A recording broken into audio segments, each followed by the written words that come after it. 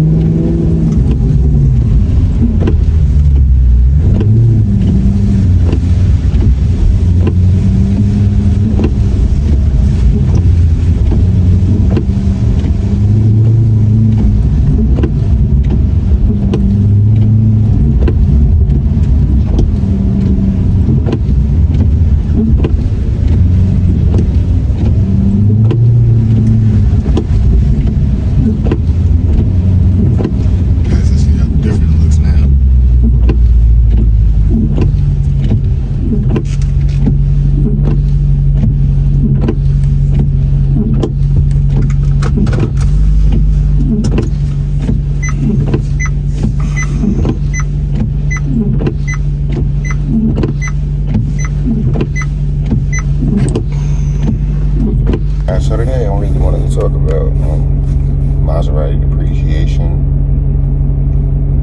specifically on Maserati depreciation, and how eventually I think this is going to flip around, especially for earlier Quattroportes and Granturismos. So I did see posts on the forums. I'm trying to call. I did see a post on the forums regarding the new Granturismo and how it costs. I believe $200,000 or in that realm. And somebody asked if for the prior model, if it will appreciate, if the new pricing will affect the prior model. I do think, in my opinion, okay, this is just my opinion. Actually, in my opinion, I do believe the new Granturismo will affect the pricing of the old Granturismo, and here's why. The new Granturismo, from what it seems, is going to be kind of like the flagship model of Maserati. And I only say that because the MC20, I believe you're going to see more Granturismos than the MC20. Okay. I definitely believe that the MC20 was a car made to bring them back into the supercar realm and being talked about, and but you don't really see MC20s like that, as much as Ghiblis and Quattroportes, Granturismos, and you just don't. I mean, you don't really see too many Granturismos, like, let's be honest, you really don't, but you see them more than MC20s, right? So I say that to say this, that the MC20, while it was a nice, beautiful car, you don't really see too many of them. So on the street, they don't really represent the brand too much because you just don't see them. Just like the MC12. Okay, so as much as everybody loved the MC12, I don't know how many people actually saw them on the street. I've never seen one. So that car, unless you Googled it and looked it up on YouTube, the car really didn't represent the brand on the street, right? The only supercar that I believe that represent the brand on the street was the Granturismo, because I saw it the most. Okay, now you had other cars, the Ghibli and the Quattroporte, that didn't really represent the supercar essence of Maserati, but represented the brand. Now, the Granturismo, this new one, should bring attention to Maserati, should bring attention more so to the Granturismo. One thing that Maserati has done, and I think this is why Ferrari and Lamborghini are talked about more, Maserati doesn't really, well, I guess also because they were underneath Ferrari for so long, that Ferrari had shackles on them, so they really couldn't do much, in terms of eclipsing Ferrari, in terms of marketing, right? So Ferrari would only let Maserati be so big. That's why I don't believe, I believe that Maserati hasn't really put out that many cars in the last 20 years. They really haven't put out that many models. It's a Quattroporte, the Ghibli, the Granturismo, the Levant. They just came out with the Grecali, and the MC20 is fairly new. It's 2 years old, right? So think how many cars Ferrari has put out. It's quite a few. Think how many cars Lamborghini, even even though they don't have as many models, they've had a lot more variations of the Aventador, a lot more variations of the Huracan. So it seems like they're putting out different cars, even though it's the same model over and over again. But in terms of Maserati, all they had, even for the Gran Turismo, was the Sport, the base, the Sport, and the MC. And it seems like after a while, you really didn't even see the base one anymore after 2013, you know, unless you got, and they have 2013s and up that have fog lights in the front, which would make you think it was a base model, you know, but that's not the case. Some of them are sports, you know. I've heard that these were leftover parts, you know, that were put on 13s, 14s, some 15s, you know, from 12s and 11s. I'm not sure how true this is. That's what I heard. So, but the new Gran Turismo, I'm going off the tangent. The new Gran Turismo should bring attention to the old Gran Turismo.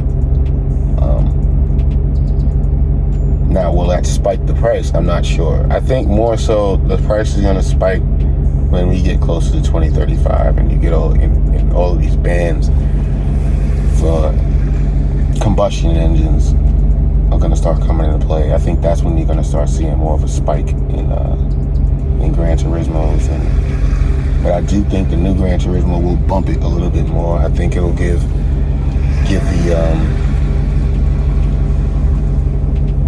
the model and the brand a lot more attention. I do believe that it should stabilize pricing a lot more. And as you get closer to 2035, I also believe that the car market will become more globalized for all cars, just like it is for hypercars now.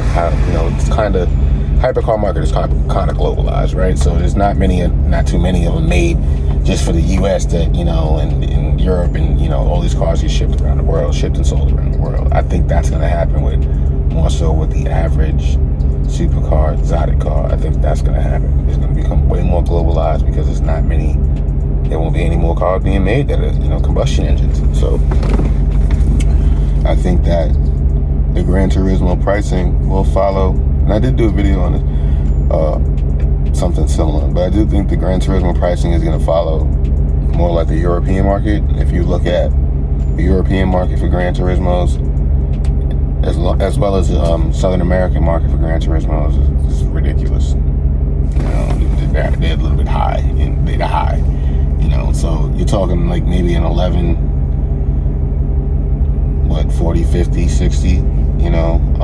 If you got high miles in Europe, maybe you can get one for like 20, you know, 80,000 miles, something like that. It needs a little work, you know, but something in good condition, you're gonna, you know, Europe and in South America, you're gonna pay.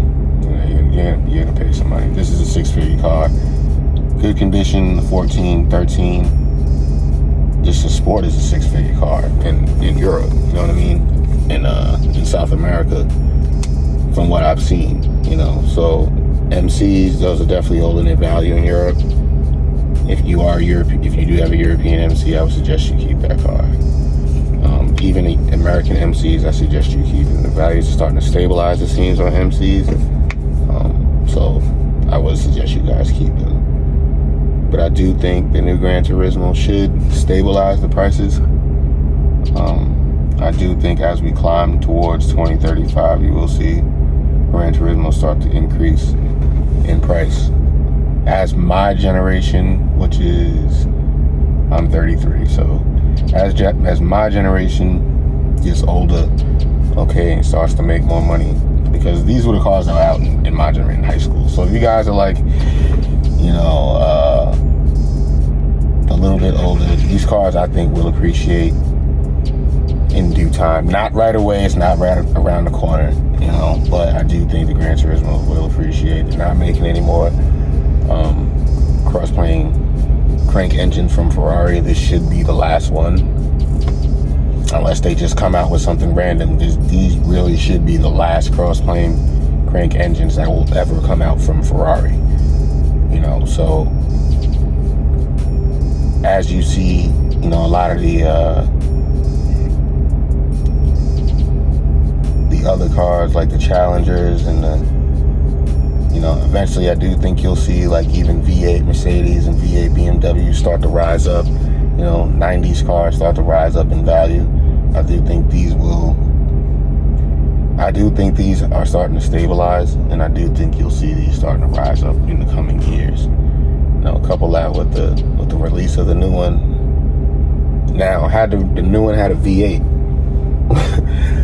okay, this is where I think that the new one would have made the old one appreciate. If the new one had a V8, the new one had the same sound, okay, I do think that it would have appreciated when this one came out, especially if the numbers on the car were limited, you know, and they really did a great job at marketing the car.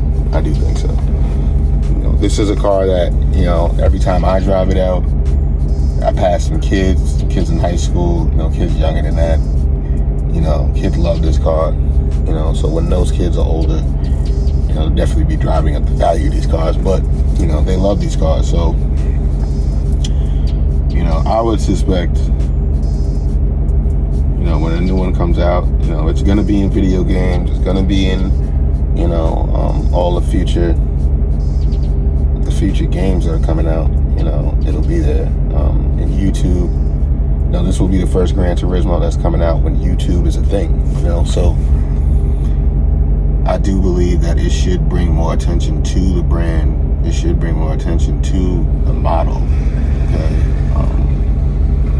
and like most other Maseratis, okay, that become older, they appreciate. Just like Ferraris, Lamborghinis, and all these other, you know, boutique brands, so to speak, you know, they appreciate. And I do think, you know, with the exhaust note on this car, a lot of the kids know what this car is. You know, a lot of the kids, you know, they like seeing this car. It's an event for them, you know, and those cars that always become an event for somebody to see. It's pretty much a no-brainer that they're gonna go up. You know, plus look at it. They're not making any cars like this anymore. You know, that's why I also say if you want a Granturismo now, you should pull the trigger. You know, within the next 2 years, I believe you should pull the trigger. You know, because I do think you're gonna see a lot of the cheaper ones, like the 08s, the 09s, 10s. I think you're gonna see a lot of those start to get scooped up in the next coming years. And I do. For those, it's a cheap exotic in people's eyes. You know, it's pretty reliable if you can get around the variator issues, from what I hear. You know, and the car aged well in terms of looks. So I do think that you will get people that will be snatching up these 08s and 09s.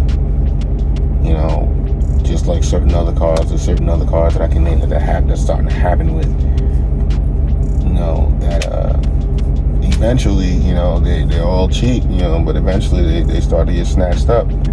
And put it like this, if I was a guy overseas, right, in Europe, or if I was in South America, it would, and the new Granturismo's coming out and they're doing all of this marketing, it might pay to start exporting Granturismos out of the US because they're cheaper, you know, to buy it from the US and flip it in South America, or flip it in, you know, in Europe. Now that's all to say, with the gas and everything, you know, the stars have to align for that.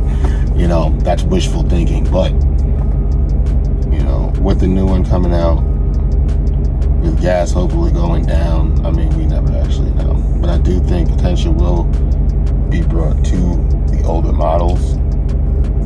And I do think that eventually the Granturismo will appreciate it. So if you do have a Granturismo, I do suggest you hold on to it. I do suggest you drive the car.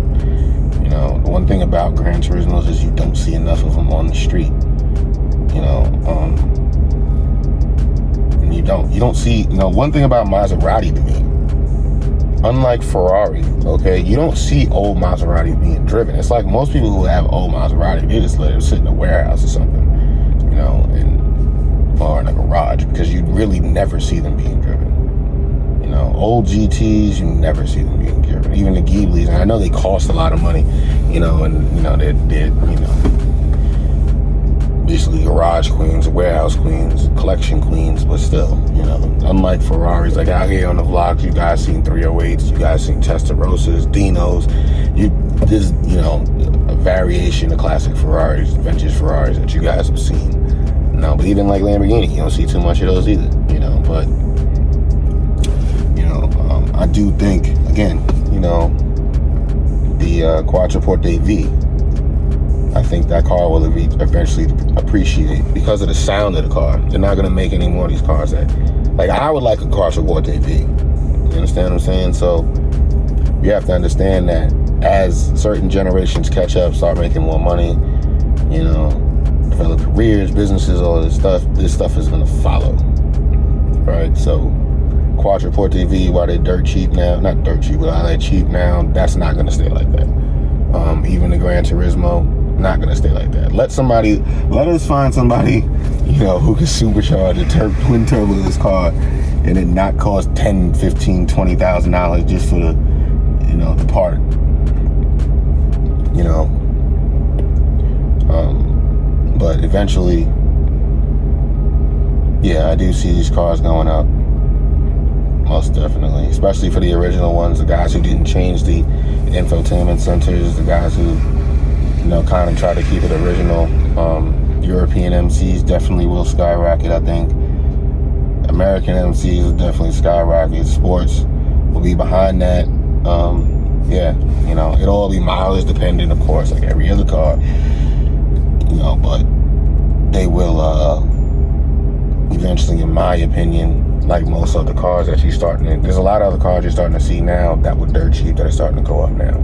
Okay, that depreciated a lot that are starting to go up now. You're starting to see stabilize. Aston Martin Vantage, you're starting to see that stabilize a little bit. Lotus Esprit, starting to see that stabilize. That's starting to appreciate. Okay, most of the 80s Ferraris are starting to appreciate. There's a lot of cars that, you know, I'm in the Mercedes, I'm in, you know, German cars. You see a lot of the older M's, they've been appreciating, you know, but you're starting to see, you know, 560 SEC, it's a car you guys know I want. You're starting to see that appreciate. You're starting to see even Lamborghinis, you know, certain Lamborghinis, not certain ones, but Lamborghinis appreciate. You know, so the Aventadors a few years ago before COVID, they were cheaper. Murcielagos were cheaper. You know what I mean? So you're starting to see certain cars starting to go up.